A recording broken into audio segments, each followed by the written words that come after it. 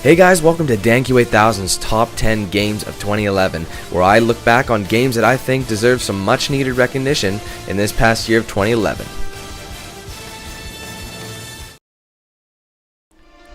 Alright, coming in at number 7 on the countdown, Saints Row the Third. Now, Saints Row is a series of gang-related video games, open world, Grand Theft Auto-esque style video games, and they've all been things where you can basically do crazy amounts of things in it, whether, basic, shooting, driving, flying, whatever you have, you can do it in Saints Row the Third. Now, the thing is, in Saints Row 1, they had an idea. It was kind of like a copy of Grand Theft Auto, at least that's what it felt like to me. And in Saints Row 2, they took the idea, and made it 10 times better than they had originally thought.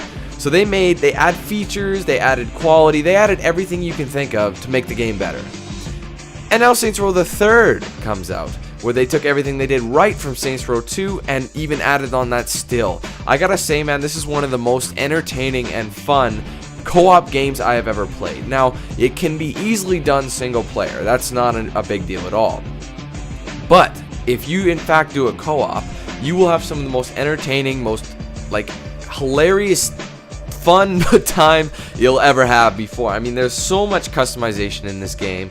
The thing I noticed the most, there's parodies like crazy. There's parodies of everything you could think of. Movies, games, pop culture, whatever you can think of. So you'd see a moment and you just laugh because you know what it was about. You'd be like, oh my god, that's a parody of this, parody of that. And you would just understand that these developers didn't take this game too seriously. They meant for it to be fun and fun alone. They weren't going for graphics of the year or storyline of the year. They were going for something that was generally fun gameplay, because this game's storyline, it's not bad, it's not the greatest, but it's got a great amount of gameplay.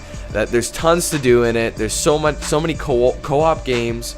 There isn't an actual multiplayer in it, which is kind of disappointing. They have something called Horde mode, which is basically Horde. It's spelt obviously differently, but it's basically waves upon waves of different people. Of course, it's unique in every way, unlike a lot of other games that have a survival horde type thing. So, Saints Row the Third, one of my favorite games of this year. Great, I had a great time with it. Makes the top 10 at number 7.